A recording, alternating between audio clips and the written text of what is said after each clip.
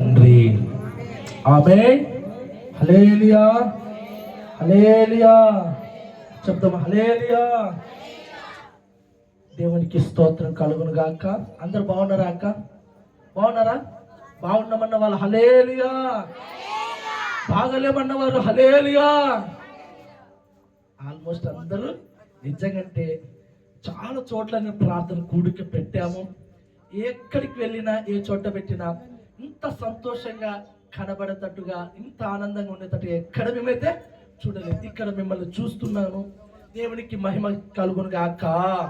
ఒక చిన్న వాక్యం. ఈరోజు మరి సందీప్ అన్న వాళ్ళ చిన్న కుమార్తె పుట్టినరోజు. వాటితో పాటు అన్న అది ఇది కలిసి వస్తుంది, క్యాండిల్ లైట్ సర్వీస్ కూడా ఏర్పాటు చేయమని అన్నాడు.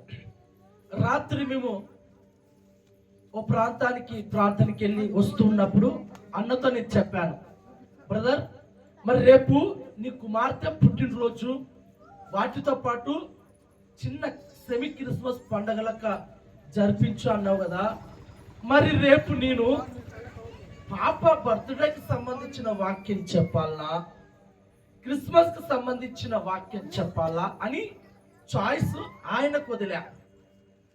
అన్న కుదిరితే లేదన్నా మీ ఇష్టం అన్నారు. నా ఇష్టం కాదు, నువ్వు ఏది కోరుకుంటావో కోరుకో అని అన్నారు. అయినా ఇంటికి వచ్చిన తర్వాత కాస్త ఆలోచన చేసి మరలా ఫోన్ చేసి అన్న మీ ఇష్టం, ఏదైనా చెప్పు, దేన్నైనా మేము అంగీకరిస్తాము, ప్రార్థనకు వచ్చిన వారు కూడా అంగీకరిస్తారు అని చెప్పాడు. సరే అని చెప్పేసి రాత్రి కాసేపు ప్రిపేర్ అయ్యి మరలా సాయంకాలం కాసేపు ప్రిపేర్ అయ్యి మరలా సాయంత్రం ఇక్కడికి వచ్చి ప్రిపేర్ అయినా మొత్తానికైతే 3 టైటిల్ మీ మధ్యలోకి తీసుకొచ్చా. ఈరోజు 3 టైటిల్, 3 అంశాలు మీ వద్దకు తీసుకొచ్చా. అందులో మొదటిది ఏంటంటే దేవుణ్ణి అంగీకరించిన వారు ఎలాగూ మేలులు పొందుతారు. మరొకటి ఏంటంటే ఆయనకు సాగిల పడితే, ఆయనను గనుక నమ్ముకుంటే, ఆయనను గనుక పూజిస్తే కలిగే మేలులు ఏంటి? ఈ 2 టైటిల్, 3 టైటిల్ కానీ 2 టైటిల్ ముందు పెట్టుకొని ప్రార్థిస్తూ ఉన్నాను. ప్రభా ఏది చెప్పాలి ప్రజలకు? నేనైతే అజ్ఞానిని, నాకైతే తెలియదు, నేనైతే ఎక్కడ ట్రైనింగ్ చేసిన వ్యక్తిని కాదు, నాకు వచ్చే అరకొరతోటే దేవుడు సమృద్ధిగా ఇస్తూ ఉన్నాడు అని చెప్పినప్పుడు దేవుడు ఏం చేస్తాడంటే ఆయన నాకు నా ఆత్మకు ప్రేరేపించింది ఏంటంటే ఆయనకు సాగిల పడితే మన జీవితాలలో కలిగే మేలులేంటో చెప్పమన్నాడు. ఆయన కనుక సాగిల పడితే, సాగిల పడడం వేరు, గుర్తుపెట్టుకోండి, ఆయనను నమ్ముకోవడం వేరు, ఆయనను పూజించడం వేరు. సాగిల పడడం అంటే సాష్టాంగా నిలువెత్తుగా ఆయన ఎదుట అలాగున ప్రభా నా తల మొదలుకొని అరికాల వరకు నేను ఎక్కడ ఏ పాపము చేయను, ఏ తప్పు చేయను, ఈ శరీరముతోటి ఈ ఆత్మతోటి నీ ఎదుటికి వచ్చి ప్రార్థిస్తున్నాను. మీకు ఇంకా అర్థమే భాషలో, స్పష్టమైన భాషలో చెప్పాలంటే మన అన్య ప్రజలు ఉంటారు కదండి, ఎందుకంటే పేరెత్తకూడదు కాబట్టి చెప్తున్నాను, వారు వాళ్ళ గోపురాలకు వెళ్ళతూ ఉంటారు కదా, వాళ్ళు సాష్టంగా పడుతూ ఉంటారు. చూసింటారు మీరు, కొంతమంది సాష్టంగా పడుతుంటారు, అలా తిరుగుతూ ఉంటారు. స్పష్టంగా చెప్పకూడదు కాబట్టి చెప్తున్నాను. సాష్టంగా పడడం అంటే అలాగున నిలువెత్తుగా మోకరించి లేదా నిలువెత్తుగా బోర్ల బొక్కల పడి అలా చేతులు జోడించి ప్రదక్షిణాలు, అది సాగిల పడడం. ఈరోజు నువ్వు నమ్మావు, నేను నమ్మాను, నువ్వు తిరుగుతున్నావు చర్చికి, నేను తిరుగుతున్నాను, పాటలు పాడేసి వస్తున్నాం, వాక్యాలు ఎన్నో ప్రసంగాలు వింటూ ఉన్నాం, అయినా దేవునికి సాగిల పడడం లేదు, ఆయన దేవునికి భయభక్తులుగా జీవించడం లేదు, అయినా దేవునితో ఏకాంత ప్రార్థన లేదా దేవునితో సత్సంబంధం కలిగి ఉండడం లేదు. చాలా మంది అనుకుంటున్నారు, భ్రమపడుతున్నారు. ఏంటో తెలుసా? ఆదివారం ప్రార్థనకి వెళ్తున్నాను, సేవకుని కంట కనబడుతున్నాను, ఆదివారం ప్రార్థనకి వెళ్తున్నాను, చందా ఇస్తున్నాను. ఆదివారం ప్రార్థనకి వెళ్తున్నాను, సేవకుని మా ఇంటికి పిలిపించుకొని ప్రార్థన పెట్టించుకొని మంచి భోజనం పెట్టి చేతి నిండా కానుకిస్తాను. ఇంకా నేను క్రైస్తవుడనే, ఇంకా నేను క్రైస్తవురాలనే, ఇంకా నేను దేవుని బిడ్డను, దేవుని కుమార్తెను, దేవుని కుమారుడని మనలో మనము పొంగి పొంగి పొంగిపోతున్నాము. అసలైన విషయం ఏంటంటే దేవునికి సాగిల పడడం లేదు. సాగిల పడడం లేదు కాబట్టే ఈరోజు అనుభవించలేనంత శ్రమల చేత అనుభవిస్తున్నాం, పడలేనంత కష్టాల చేత పడిపోతున్నాం, భరించలేనంత బరువంతా మోస్తూ నేలకు ఉరిగిపోతున్నాం. దేవుడు అంటాడు కదా, ప్రయాసపడుచున్న సమస్త జనులారా నా యొద్దకు రండి, నేను మీకు విశ్రాంతిస్తా, బరువు తీసేస్తాను, భారం తీసేస్తాను, సఫలీకృతము చేస్తానని ఇన్ని వాగ్దానాలు చేస్తున్నాడే. ఇన్ని వాగ్దానాలు చేసిన దేవుడు కొంతమంది జీవితాలలో జరుగుతున్నాయి, మరి అనేకుల జీవితాలలో జరగడం లేదు. కొంతమంది జీవితాలలో జరుగుతున్నాయి. మాటకు మాలాంటి సేవకులు, మాటకు ఆత్మ సంబంధమైనటువంటి విశ్వాసులకు, ఆత్మ సంబంధమైనటువంటి కుటుంబాల జీవితాలలో మేలులు పొందుకుంటున్నారు. మిగతా నామకార్థంగా బ్రతికే అనేకులకు మేలులు చవి చూడక లేదా ఎదురు చూడక అనేక కష్టాలు పడుతున్నారు. ఈ రాత్రి ఆ కష్టాలలో నుండి విడుదల కలగాలంటే, ఆ బాధలలో నుండి విడుదల కలగాలంటే, లేదంటే ధైర్యపరచబడాలి, శ్రమలు అనుభవించే శక్తి సామర్థ్యత కావాలంటే ఈ రాత్రి నేను చెప్పబోయే ప్రతి మాట మీరు జాగ్రత్తగా వింటే మీ జీవితాలను దేవుడు ఈ క్రిస్మస్ పర్వదినాన దేవుడు వెలుగును, రక్షణను అనుగ్రహించునుగాక. చూద్దాం. లూకా మత్తయి సువార్తమానము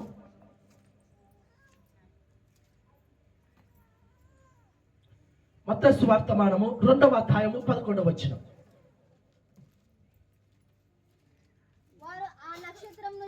వారు ఆ నక్షత్రాన్ని చూసి అత్యానంద భరితులై ఆ శిశువును చూసి సాగిలపడి ఆయనను, అర్థమవుతుందా? ఎవరు వీళ్ళు అంటే జ్ఞానులు. ఎవరు వీళ్ళంటే జ్ఞానులు, అనంత తెలివి కలిగినటువంటి తెలివంతులు. మన భాషలో చెప్పాలంటే మంచి శాస్త్రవేత్తలు, జ్ఞానం కలిగినటువంటి వీళ్ళు ఎక్కడో తూర్పు దేశం నుండి ప్రయాణమై వచ్చి వచ్చి వచ్చి వచ్చి చివరిగా యేసు ఉన్నటువంటి చోటుకు వచ్చి ఆయన ఎదుట సాగిల పడిపోతున్నారు ఆయన ఎదుట.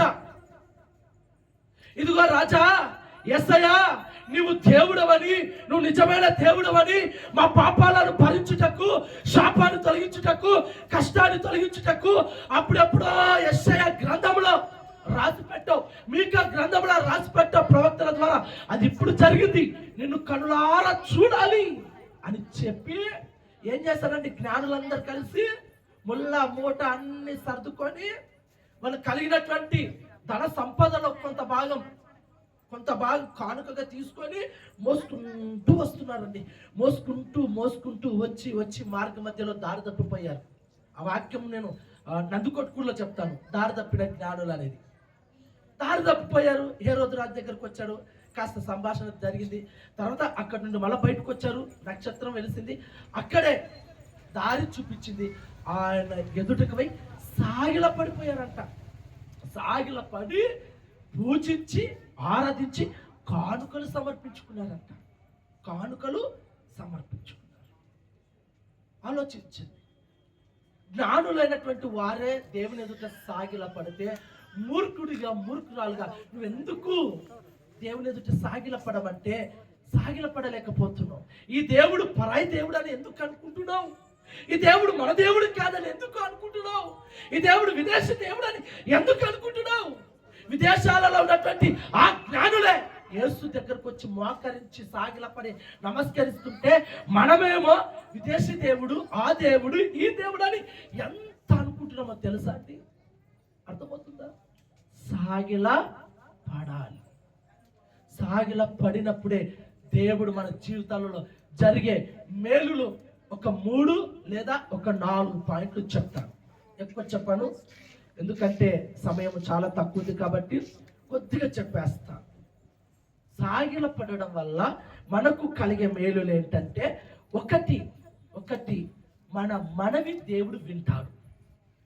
మన ప్రార్థన దేవుడు, మీలో చాలా మంది కూడా అంటుంటారు కదా, నేను ఎంత ప్రార్థించినా కష్టాలు తీరడం లేదు, నేను ఎంత ప్రార్థన చేసినా ఏది కూడా సమస్య తొలగిపోలేదు.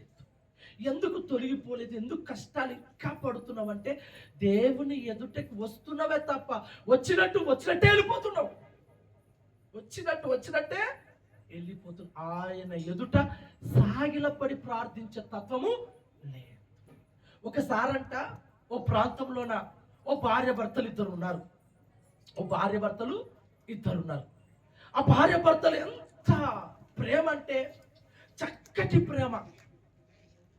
భార్య నిలిచిపెట్టి భర్త ఉండలేడు, భర్త నిలిచిపెట్టి భార్య ఉండలేదు. అంత ఏకాంతం, అంత ఆ స్వచ్ఛమైన ప్రేమ, అంత ప్రేమ కలిగినటువంటి వీరి జీవితంలో తిన్నిక సమృద్ధిగా ఉంది, వేసుకోవడానికి బట్టలు సమృద్ధిగా ఉన్నాయి, అన్ని బాగున్నాయి. కానీ వీరి సంతోషము, వీరి ఆనందము కొద్ది రోజుల వరకు బాగుంది. కొద్ది రోజుల తర్వాత సంతోషం అనేది కరువైపోయింది. ఏంటికి కరువైపోయిందంటే ఆస్తి తరిగిపోయిందంటే తరిగిపోలేదు ఆస్తి. బట్టలు లేవంటే, వస్త్రాలు లేవంటే అవి కూడా సమృద్ధిగానే ఉన్నాయి. మరి ఏంటి వీరికి కలిగినటువంటి ఒక అసమాధానం ఏంటంటే వారి జీవితంలో పిల్లలతో ముచ్చటించడానికి సంతాన ప్రాప్తి అనేది లేదు. అర్థమవుతుందండి? సంతాన ప్రాప్తి అనేది లేదు. ఆలోచించండి, ఎన్ని ఉన్నా ఏమి ఉన్నా సరే పిల్లలు లేని లోటు ఎలా ఉంటుందో తెలుసా అండి? ఓ ఫంక్షన్కి వెళ్ళలేము, తెలిసిన వారింటికి వెళ్ళలేము, వాళ్ళేమో తెలిసి అడుగుతారో తెలియక అడుగుతారో కానీ ఎంతమంది పిల్లలు అని చెప్పేసి మనసు గుచ్చుకునేటట్టు అడుగుతుంటారు. అర్థమవుతుందా? ఇంకొంతమంది వయసు తరిగిన పెద్దవాళ్ళు అంటుంటారు, ఏమే నీకన్నా మన్న పెళ్ళైతే దానికైనారు కదనే అని ఇంకా గుచ్చి ఆ మాటల ద్వారా డబ్బును వారికి సంతృప్తినివ్వలేదండి, వస్త్రాలు సంతృప్తి ఇవ్వలేదు, భర్త ప్రేమ కూడా సంతృప్తి ఇవ్వలేదు. ఏంటో తెలుసా? సంతాన ప్రాప్తి కావాలి. వాళ్ళు ఎంత భక్తి పరులు అంటే చాలా భక్తి పరులు, చాలా ప్రార్థన పరులు, అయినా సరే సంతానం అనేది లేదు. పగులల్లో పనులు చేసుకుంటారు, పగులల్లో బాగానే ఉంటారు, రాత్రి కాగానే తమ ఏకాంత గదిలోన ఎంత కుమిలిపోయేవారో, చాలా ఏడ్చేవారు. ఏంటండి మనకి బాధ? ఇన్ని సంవత్సరాలు అవుతున్నా ఇంకా పిల్లలు కలగడం లేదే, ఇంకా పిల్లలు లేరే. తమ్ముడు పిల్లలు తెచ్చుకుందామా, ఎంతసేపు ఉంటారు? చెల్లెల పిల్లలు తెచ్చుకుందామా, ఇంకెంతసేపు ఉంటారు? ఎవరి పిల్లలు వాళ్ళు ఎత్తుకొని పోతారు కదా. ఏడుపు అంటే వాళ్ళ నిద్రలోన ఎంత ఏడ్చే వాళ్ళంటే అంత బాధ. ఆ బాధ చివరిగా ఏడ్చి కుమిలి ఆ తల్లి తీసుకున్న నిర్ణయం ఏంటో చెప్తున్నట్టు, ఆ తల్లి అసలు అలాంటి నిర్ణయం తీసుకోవడానికి ఎవరు సహకరించరు, సహాయాన్ని అందించరు. కానీ ఆ తల్లి తీసుకున్న ఆ నిర్ణయం ఏంటంటే, ఎట్లా మనకు సంతానం లేదు కదా, ఎట్లా మనకి పిల్లలు కలగడం లేదు కదా, మరి ఇంకొక స్త్రీని వివాహం చేసుకుంటావా? ఆమె ద్వారానన్నా నీకు సంతానము కలుగుతుందేమో, ఆమె ద్వారానన్నా నీకు వంశము నిలబడుతుందేమో, ఆమె పిల్లలను బట్టానా నేను కాస్తో సంతోషంగా ఉంటానని చెప్పేసి ఏ స్త్రీ, ఏ భార్య తీసుకున్నటువంటి నిర్ణయము ఆ అమ్మాయి తీసుకుంది. ఆఖరికి అంటున్నాడు, నేను లేనా, నేను ప్రేమగా చూసుకుంటున్నాను కదా, ఇంకా పిల్లలతో పనేంటి మనకు, నేను బాగా చూసుకుంటున్నాను కదా, నిన్ను ఎందుకు ఈ నిర్ణయం తీసుకున్నావు? ఈరోజు బాగానే ఉంటుంది, తదుపరి ఎన్ని కొట్లాటాలు వస్తాయో తెలియదు, ఎంత వైర్యం కలుగుతుందో తెలియదు అంటే కూడా ఒక మూర్ఖత్వంగా నిర్ణయం తీసుకున్నా కదా, ఆ మూర్ఖమైన నిర్ణయానికి కట్టుబడే ఉంటాం. ఆ తల్లి ఉంది, చివరికి ఏం చేసింది తెలుసా? భర్తను ఒప్పించింది, వివాహం చేసుకున్న అనంతరము కొద్ది రోజులకు తర్వాత సంతానం కలిగింది. అలాగున సంతానం 2-3 అయిన తర్వాత ఏంటంటే ఎవరి పిల్లలు ఎవరి దగ్గర పంపేయడానికి ఇష్టపడతామా? ఎప్పుడు ఇష్టపడతామో చెప్తున్నా, మన పిల్లలను వేరే వాళ్ళకి ఇవ్వడానికి ఎప్పుడు ఇష్టపడతామో తెలుసా? మనకు ఇంటిలో పనులు ఎక్కువైనప్పుడు పక్కింటి వారి మీద వదిలేస్తాం, లేదా మనకు ఏదైనా పని పడిందనుకో అప్పుడు వదిలేసిపోతాం. అమ్మా నేను మనం బయటికి వెళ్తా, అంతవరకు నా పిల్లలు చూసుకుంటావా? అక్క నేను వంట వండుకుంటున్నానక్క, కాస్త గంజు వంచాలి, అంతవరకు. అప్పుడు తప్పనిస్తే మిగతా టైంలో ఇవ్వడానికి ఇష్టపడనే. ఒక్క రకంగా చెప్పాలంటే మన స్వార్థం కొరకు ఇచ్చుకుంటున్నాం, మరలా తెచ్చుకుంటాం. మరి ఈ తల్లి కూడా ఆమెకు అలాగే చేసేది, గునిగేది, సనిగేది, ఏడ్చి ఏం చేయలేక ఒక నిర్ణయానికి వచ్చేసింది. ఇంత ప్రార్థిస్తున్నాను కదా, ఇంత మందిరానికి వెళ్తున్నాను కదా, ఆఖరికి నా భర్తను ఒప్పించో, ఏదో ఒకటి చేసి ఈమె చేస్తే ఈమె కూడా పిల్లలు నా దగ్గర రానివ్వక నన్ను అనరాని మాటలతోటి గాయపెడుతుంది కదా, నేనేం చేయాలి? చచ్చిపోతే బాగుంటుంది, ఇంకా బ్రతకడం ఎందుకు? సస్తే నా చాప్టర్ క్లోజ్ అవుతుంది, అప్పుడన్నా వీళ్ళు ప్రశాంతంగా ఉంటారని నిర్ణయం తీసుకోలేదు. చక్కగా ఏం చేసింది తెలుసా? తన భర్త తాను మందిరానికి వెళ్ళింది. ఆ మందిరంలోనే ఒకటే నిర్ణయం తీసుకుంది. ఏం నిర్ణయం తెలుసా? ప్రభు నా మనవి వినంత వరకు, ప్రభు నా ప్రార్థన ఆలకించేంత వరకు, ప్రభు నేను కోరుకునే దయచేసేంత వరకు ఈ మందిరాన్ని విడిచిపెట్టి నేను రాను. నా మోకాల ప్రార్థన నేను దిగను. కష్టమైన పర్వాలే, నష్టమైన పర్వాలే, ఇక్కడ మోకరించి నేను ప్రార్థన చేసుకుంటూనే ఉంటాను అని ఇంటి కారణం నిర్ణయం తీసుకొని దేవుని మందిరంలోకి వచ్చింది. రావడము అన్ని కార్యక్రమాల్లో పాల్గొనేది హుషారుగా. అన్ని కార్యక్రమాలు అయిపోయిన తర్వాత ఎవరికి వాళ్ళుగా ఇంట్లోకి వెళ్తుంటే ఈ స్త్రీ ఉంది కదండి, ఆమె మాత్రం దేవుని సన్నిధిలో ఏడుస్తూ, సాగిలపడుతూ, రోధిస్తూ. ఎలా రోధిస్తుందో తెలుసా? గట్టిగా కాదు, లోపట, ప్రభువా నీకేం చేశానయ్యా, నాకు అన్ని ఇచ్చావు, పిల్లలు లేరు కదా ప్రభువా.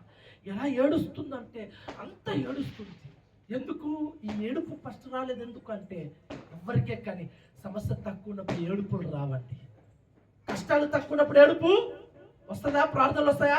కష్టాలు శృతి మీరినప్పుడు, రోగము శృతి మీరినప్పుడు, ఇంకా బ్రతకడు అని అన్నప్పుడు, ఇంకా చచ్చిపోతాడు అని అన్నప్పుడు, ఇంకా జైల్లో పడ్డాడు బయటకు రాడు అన్నప్పుడు, అప్పుడు దేవుడు గుర్తొచ్చి అప్పుడు సేవకుడు ఏది చెప్తాను చేస్తాడు.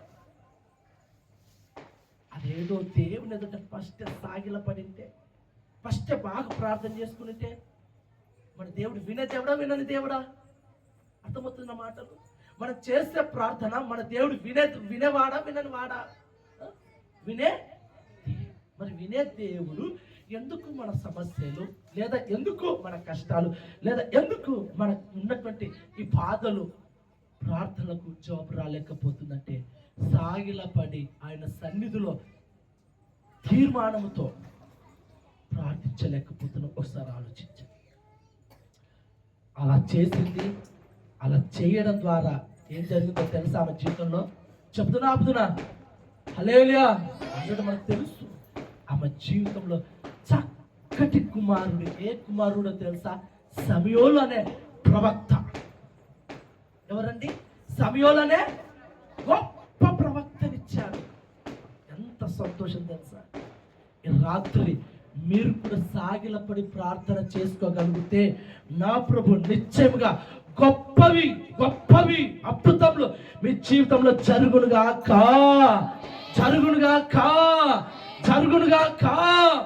అవి జరగాలంటే అన్న ప్రార్థనకి వెళ్ళి వచ్చినట్టుగా, కానుకలు వేసి వచ్చినట్టుగా, పాటలు పాడి వచ్చినట్టుగా, వాక్యం విని వచ్చినట్టుగా ఉంటే జరగవు. ఎట్లుంటుంది తెలుసా? ఎంత సమయమైనా సరే నా సమస్య తీరేంత వరకు నేను వదిలిపెట్టి, ఆ విధంగా నువ్వు ప్రార్థన చేసుకోగలిగితే నా ప్రభు దేవుడు నీకు దయచేస్తాడు. తీయండి మొదటి దినవృత్తాంతముల గ్రంథము చూద్దాం. సమయం లేదు కాబట్టి నేను షార్ట్ కట్ లో వెళ్ళిపోతున్నాను. 16వ అధ్యాయం 19వ వచనం. త్వరగా. యాకోబునకు యాకోబునకు కట్టడగాను, కట్టడగాను ఇశ్రాయేలునకు నిత్య నిబంధనగాను, 29 అమ్మా, పేజ్ నెంబర్ 348. మొదటి దినవృత్తాంతముల గ్రంథము. యెహోవా నామమునకు తగిన మహిమను యెహోవా నామమునకు తగిన మహిమను ఆయనకు చెల్లించుడి. ఆయనకు చెల్లించుడి. శ్వాసానికి అది కాదక్క, ద్వితీయోపదేశ కాండమక్క.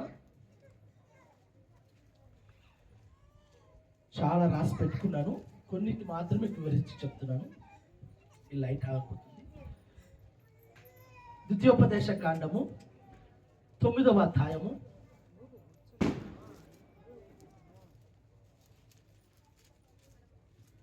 18, 19. మీరు యెహోవా దృష్టికి మీరు యెహోవా దృష్టికి ఆ చెడు నడత నడిచి చేసిన మీ సమస్త పాపము వలన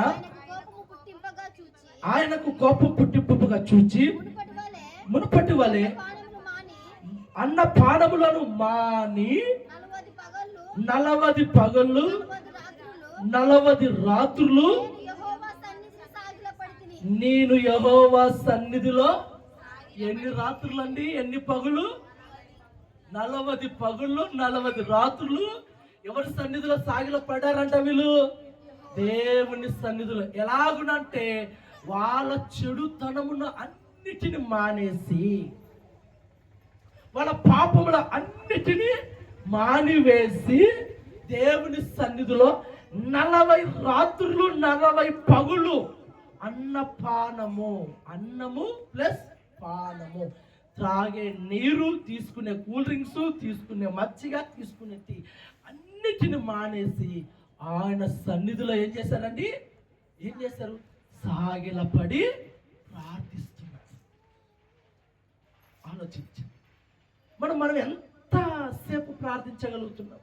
40 రాత్రులు 40 పగులు అంటే ఆశమాషన. మన వాళ్ళు కూడా చేస్తారు. ఎప్పుడో తెలుసా? 40 దినాల శ్రమల కాలంలో మాత్రమే 40 దినాలు. ఆ 40 దినాలలో స్తోత్రం, ఆత్రం, ఆమె వింటున్నారా? నిష్టగా కరెక్ట్గా దేవుని సన్నిధిలో సాగిలపడి ప్రార్థించాలి.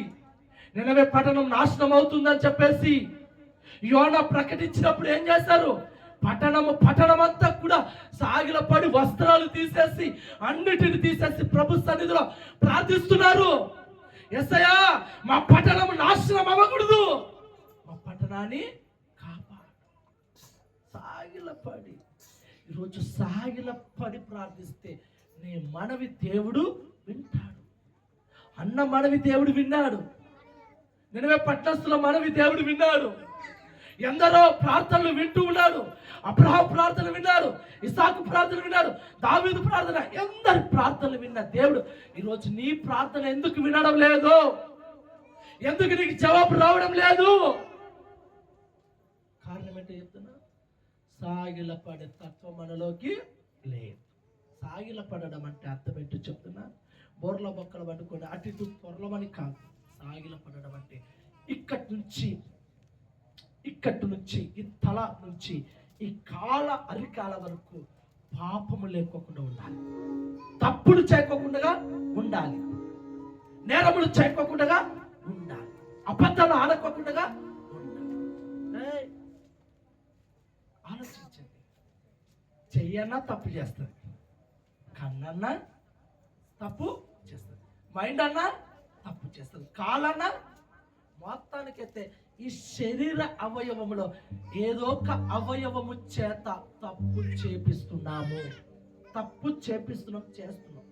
చూడొద్దు సీరియల్ అంటే అది ఆపనే. ఒక ఇంటికి వెళ్ళాను నేను ప్రార్థనకి.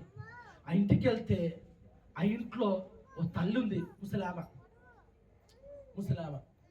ఆ తల్లి ఏం చేసిందంటే ప్రతిరోజు కూడా వంట వండుకొని చక్కగా తన కుమారుడు మాత్రమే ఉండేది. వినండి బాగా,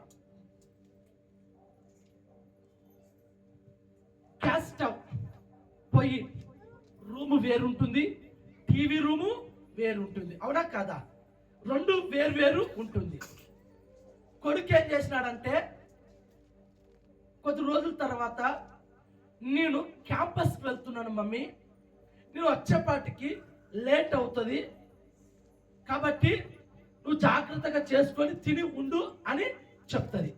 ఆ ముసలాం ఏం చేసిందంటే, సరే నాయనా, ఆ సీరియల్ వస్తుంటది కదా, ఆ సినిమాలు వస్తుంటాయి కదా, కాస్త చూస్తాను కదా, నేను ఆ రూమ్లోకి పోయి ఇటుకొచ్చి చూడాలంటే సీరియల్ అయిపోతుంది, లేదంటే ఆ వంటలన్నా మాడి మసైపోతుంది అని చెప్పింది కొడుకుతోటి. సరమ్మ ఏం చేయాలమ్మా అంటే, ఏం లేదు నాయనా, ఎట్టా టీవీని తీసుకెళ్ళి ఆ వంట గదిలో పెట్టలేము, ఆ గ్యాసే టీవీ పక్కన పెట్టేస్తా అని చెప్పింది. వింటున్నారా?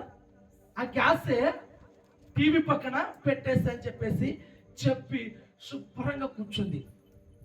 ఆయన కూడా కాస్తనని ఆలోచించాలి కదా. ఆయన కూడా ఆలోచించకుండా ఏం చేశాడంటే, నిజమే కదా, మా అమ్మ అక్కడ తిరగలేదు, ఇక్కడికి వచ్చి చేసుకెళ్ళలేదు, జారి కింద పడిందంటే కాళ్ళు ఇరుగుతాయి, మూతి ఇరుగుతాయి, పళ్ళు పోతాయి, అన్ని పోతాయి, మళ్ళీ అందరు నన్ను అంటారని చెప్పేసి ఆయన కూడా కాస్త కూడా అర్థం లేకోకుండా, ఆలోచన లేకోకుండా ఆ గ్యాస్ స్టవ్ తీసుకొచ్చి టీవీ పక్కన పెట్టేశాడు. వింటున్నారా మాటలు? టీవీ పక్కన పెట్టేస్తాడు. ఈమెం చేసిందంటే, కొడుకు క్యాంపస్కి వెళ్ళాడు, సాయంత్రం అయింది, కాస్త రాత్రి అయింది, ఏదో మరి సీరియల్ వచ్చే టైము అయ్యింది. ఈమె అప్పటికప్పుడు వేడి చేసుకుందామని చెప్పేసి ఆ గ్యాస్ కాడికి పోయింది. గ్యాసు ఓ పక్కన అంటించింది, ఇంకో పక్కన టీవీ రిమోట్ ఆన్ చేసింది. ఆన్ చేస్తూ చూస్తున్నటువంటి ఈమె ఏం జరిగిందంటే, ఆ రిమోట్ ఉంటుంది చూడండి, వినండి బాగుందండి, ఆ రిమోట్ ఉంది కదా, ఆ రిమోట్లోన ఆ ఒత్తే బటన్ ఉంటుంది కదా, అది కూడా మన స్టవ్ వెలిగించేది, మనకు కూడా ఇట్లా ఒత్తేది ఉంటుంది కదా, ఆమెకు తెలియదు అనమాట. రిమోట్ పక్కన ఉంది, అది వెలిగించే ఆ లైటర్ కూడా పక్కన ఉంది. ఆమె ఏం చేసిందంటే, ముందుకు వచ్చి మాడిపోతున్నామని చెప్పేసి దాన్ని తిప్పడానికి ఆ గంట తీసుకొని తిప్పింది, బాగున్నది అంతవరకు. ఇప్పుడు నెక్స్ట్ టార్గెట్ ఏంటంటే, రిమోట్ కనబడడం లేదు, రిమోట్ పక్కన ఆ లైటర్ ఉంది. ఏమేం చేసిందంటే, ఆ రిమోట్కి బదులు లైటర్ తీసుకొని కళ్ళు కనపడతలేదు, సీరియల్ స్టార్ట్ అయిపోయింది. సీరియల్ చూసే మూమెంట్లో సౌండ్ పెంచే ఆ మూమెంట్లో ఏం చేసిందంటే, ఆ లైటర్ తీసుకొచ్చి ఆ టీవీ పక్కన ప్లగ్ ఉందనమాట, ఆ ప్లగ్ టప్ అని వచ్చేసింది. అంతే, ఆ టీవీ పక్కన టప్ అని వచ్చేసేపటికి దాంట్లో నుండి నిప్పురవ్వలు బయటకు వస్తే రావా, ఆ ప్లగ్ కాడ ఆ నిప్పురవ్వలు బయటకు వచ్చేపాటికి కరెంట్ షాక్ కొడుతుందా రాదా? వెంటనే కరెంట్ షాక్ కొట్టేసి ఇల్లు మొత్తం తగలబడిపోయిందండి. అంటే నేనేం చెప్తానంటే, మన కళ్ళతో పాపం చేస్తున్నాము, చేతులతో పాపం చేస్తున్నాము, తలతో పాపం చేస్తున్నాము, దేనితో ఒక దానితో నువ్వు పాపము చేస్తున్నావు కాబట్టే దేవుడు నిన్ను ఒప్పుకోవడం లేదు. వాటన్నిటిని మానివేసి, అన్నిటిని విడిచిపెట్టి, అన్నిటిని వదులుకొని నా ప్రభు కొరకు నీ తల వదులుకొని అరికాల వరకు పరిశుద్ధంగా పెట్టి దేవుని సన్నిధిలో సాగిల పడండి. దేవుడు తప్పక నీ మనవి ఆలకించి దీవించి ప్రతి సమస్య తొలగించునుగాక, హల్లెలూయా, హల్లెలూయా. ఇంకో మాట కూడా నేను చెప్తాను చూడండి. ఇంకో మాట ఏంటంటే, ఆయన ఎదుట సాగిల పడితే ఆయన మనల్ని ఏం చేస్తాడంటే చక్కగా నిలబెడతాడంట. ఎలా నిలబెడతాడంటమ్మా? టైం అవుతుంది, ఇప్పుడు ముగించేస్తుంది అని హెచ్కేల్ గ్రంథము 13వ అధ్యాయము, నాకు నచ్చిన సమయం అవుతుంది. హెచ్కేల్ గ్రంథము 13వ అధ్యాయము 23-24, పేజ్ నెంబర్ 696 చదవక.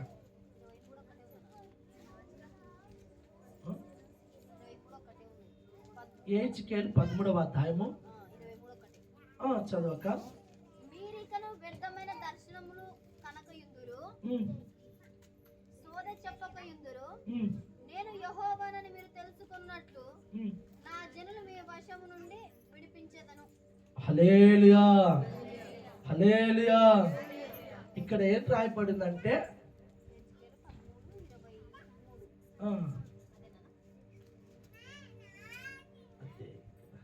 మిస్టేక్. దేవునికి స్తోత్రం కలుగును గాక. ఇక్కడ నేను రాసుకున్న పాయింట్ ఏంటంటే, దేవుడు చక్కగా నిలబెట్టును. ఎందుకంటే ఇందాక అన్న వాళ్ళ ఇంటికి బర్త్డే, వాళ్ళ నాన్నగారి బర్త్డే ఉందా, అక్కడికి వెళ్ళాను, బై మిస్టేక్ అయిందనమాట. చక్కగా దేవుడు ఏం చేస్తాడంటే నిలబెడతాను అని అన్నాడు. ఆ రోజు మరియమ్మక్కల ఇంట్లో నా వాక్యం చెప్పేసాడు, గుర్తుందా? యాదది కీర్తనలు 2:3 అదేనా? అదే కదా, చక్కగా నిలబెట్టున్నాను అక్కలు ఇంట్లో చెప్పే వాక్యం. త్వరగా తీయక్క.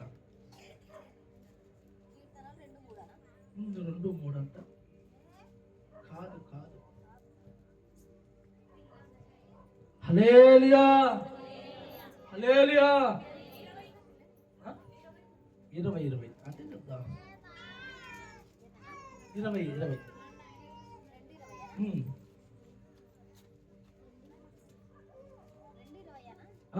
ఎంతక్క? 22 వచ్చినాం అక్క, 3వ వచ్చినాం అంట. చదువక్క.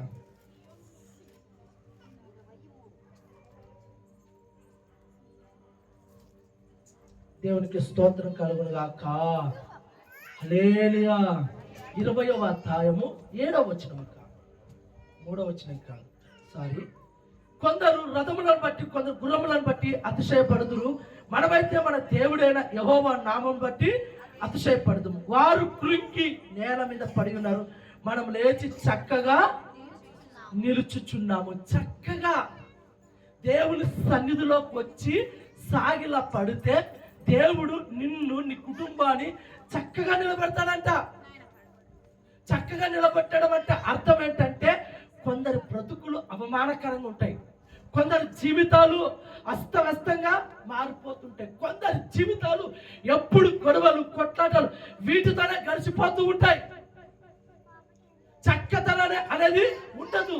అందుకే దేవుడు ఏమంటున్నాడంటే, ఆయన సన్నిధిలో కనుక నువ్వు మోకరించి సాగిల పడితే దేవుడు నేనేం చేస్తాడంటే చక్కగా నిలబెడతాడు.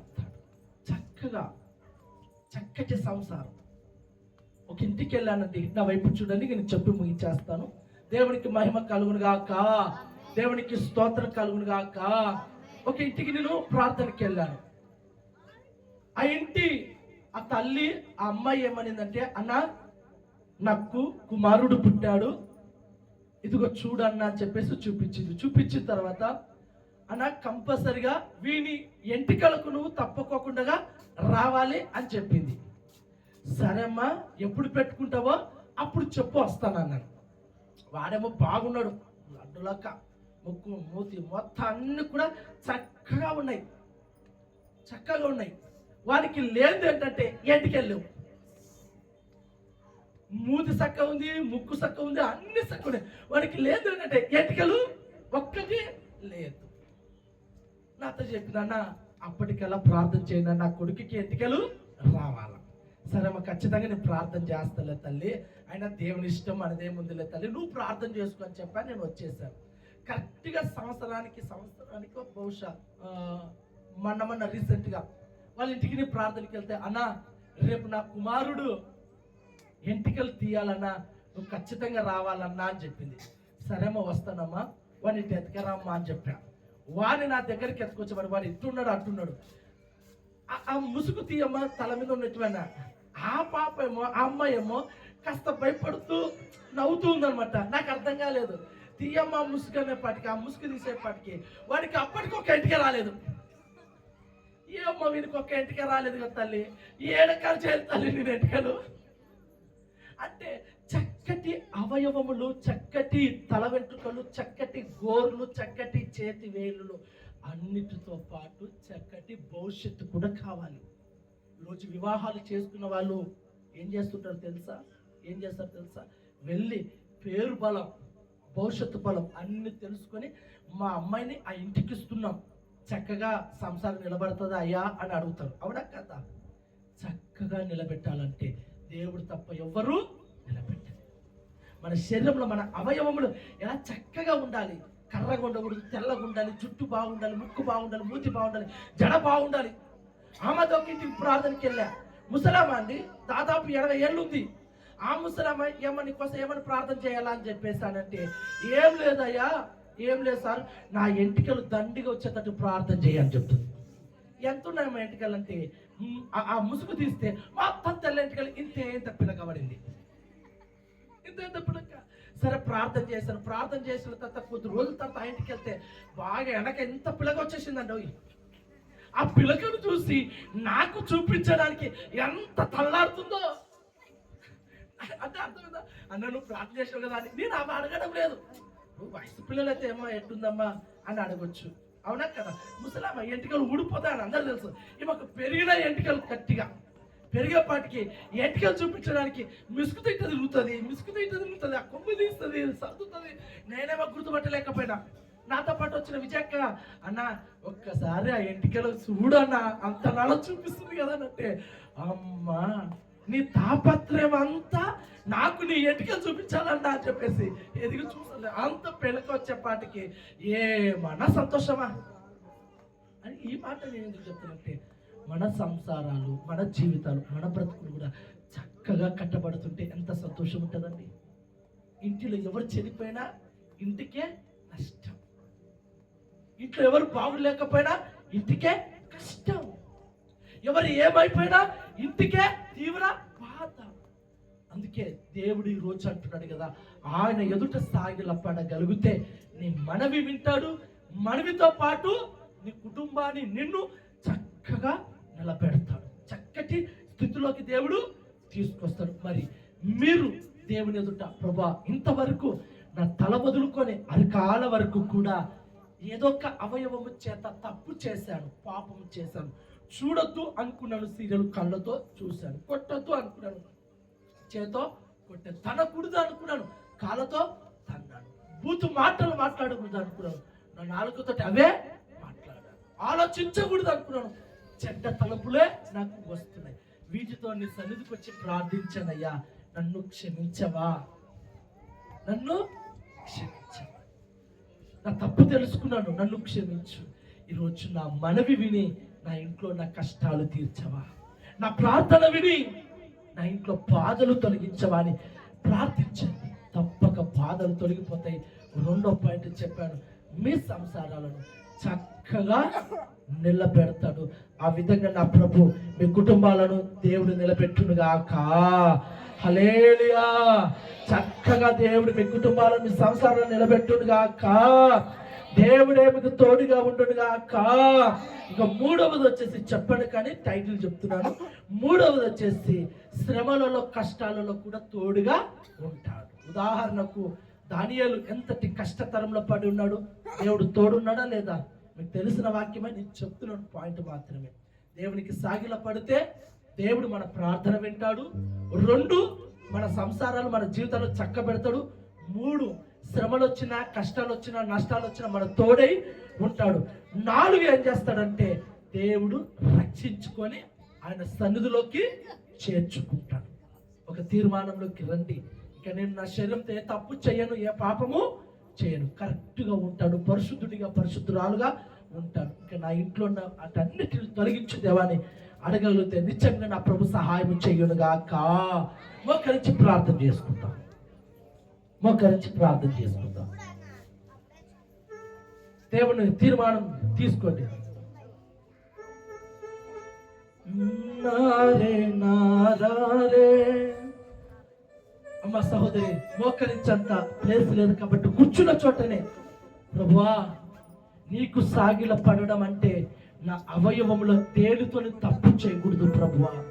నిజమే, నా కళ్ళతోని చూడకూడని చూస్తూ ఉన్నాను, వినకూడని మాటలు నా చెవులతో వింటున్నాను, మాట్లాడకూడని మాటలు నేను అందరిని మాట్లాడుతుంటాను. ఒకరిపై అసూయ పెంచుకోకూడదు కానీ నేను కుళ్ళు కుతంత్ర అసూయ పెంచుకున్నాను. ఈరోజు నువ్వు మాట్లాడు. జ్ఞానులు దేవుని ఎదుట సాగిల పడ్డాడు. ఆ జ్ఞానులు దేవుని ఎదుట సాగిల పడడం వల్ల వారు ఎంతగానో దేవుని ఎదుట చరిత్రలో బైబిల్ గ్రంథంలో లెక్కించబడ్డారు. పైగా మనం సాగిల పడినప్పుడు తప్పులు చేయకోకుండా, పాపములు చేయకోకుండా, ఎలాంటి కీడులు చేయకోకుండా నిష్ఠగా కరెక్ట్గా బ్రతికితే ఇదిగో అన్నకు కలగ చేసినటువంటి బహుమానం, అన్న జీవితానికి కలగ చేసినటువంటి నింద అవమానాలు తొలగించినట్టుగా ఈ రాత్రి నువ్వు కూడా నీ శరీరముతో దేవుని ఎదుట ఒప్పుకొని సాగిలపడి ప్రార్థించగలిగితే దేవుడు గొప్ప విడుదల కలగ చేయబోతున్నాడు. మీ నిందలు కొట్టివేయబోతున్నాడు. మీ అవమానాలు తీసివేయబోతున్నాడు. మీ కళ్ళ ఎదుటనే మీ సభ్యులు, మీ వారు మారబోతున్నాడు, మార్చబోతున్నాడు దేవుడు.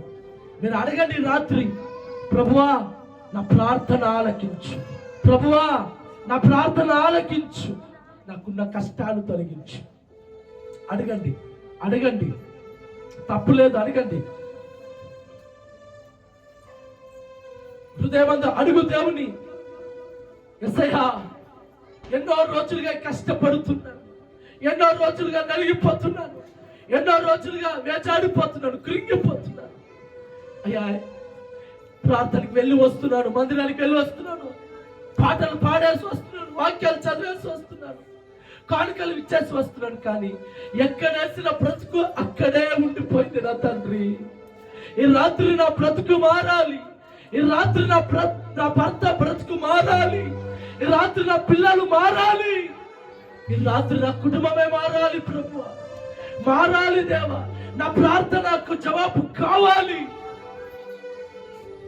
రెండవదిగా యేసయ్యా, నా సంసారాన్ని చక్కగా నిలబెట్టవా దేవా, చక్కబెట్టు. ఎందరిలో అవమానపరచబడుతున్నాం, ఎందరో మమ్మల్ని తిడుతూ ఉన్నారు, కొడుతూ ఉన్నారు, అవమానం చేస్తున్నారు. నా భర్త ద్వారానో, నా ద్వారానో, నా పిల్లల ద్వారానో, ఎవరో ఒకరి ద్వారా నా ఇంటికి చెడ్డ పేరు వస్తుంది నా తండ్రి. ఆ చెడ్డ పేరును తీసివేసి చక్కటి పేరును అనుగ్రహించవా. మూడవదిగా అయ్యా, ఎన్ని కష్టాలు వచ్చినా, ఎన్ని శ్రమలు వచ్చినా, ఎన్ని బాధలు వచ్చినా, యోబుకు తోడై ఉన్నట్టుగా నాకు తోడై ఉండవా, నాకు తోడై ఉండవా అన్నాడు. కానీ ప్రార్థన చేస్తూ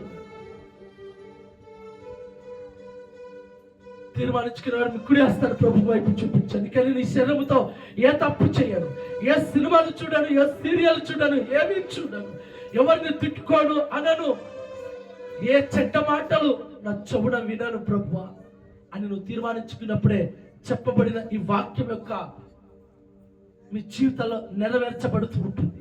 ప్రార్థన. కృపా సత్య సంపూర్ణుడా, నీకు స్తోత్రం నా తండ్రి. కూడి వచ్చిన నీ బిడ్డలకును, ఈ ప్రాంత ప్రజలకును కావాల్సిన కొన్ని మాటలు వినిపించావు. ఇదిగో నా తండ్రి, నీ ఎదుట మీరు సాగిల పడినప్పుడు మా ప్రార్థనలు నువ్వు ఆలకించి మా కుటుంబాలను, మా జీవితాలను చక్కబెట్టే దేవుడవు. శ్రమలలో, కష్టాలలో తోడు ఉండి అండగా నిలబడి రక్షించుకొని ఆ పరమ రాజ్యంలోకి చేర్చుకునే దేవుడవని తెలియపరచావు. ఇక మీదట ఎవరైతే తమ హృదయంలో ప్రార్థించారు, ఏ తప్పు చేయను, ఏ పాపము చేయను, వేటిని చూడను, వినను, ఎలాంటి చెడు మాటలు నేను మాట్లాడను, చెడు తలపులు తలంచను, ఒకరి మేలు కోరుకుంటాను అని అన్నారో, వారి జీవితాలను, వారి ప్రార్థనలను విని ఆశీర్వదించి వారి మనవికి జవాబు అనుగ్రహించునుగాక. సాగిలపడి ప్రార్థించిన వారి కుటుంబాలలో గొప్ప మేలు పొందుకుందురుగాక. సాగిలపడి ప్రభు ఎదుట పాపాన్ని ఒప్పుకొని అన్నిటిని విడిచిపెట్టి సాగిలపడిన వారి కుటుంబాలను, జీవితాలను చక్కబెట్టునుగాక. యేసు నామములోనే అడిగి వేడుకుంటున్నాము తండ్రి. ఆమేన్, ఆమేన్, ఆమేన్. హల్లెలూయా.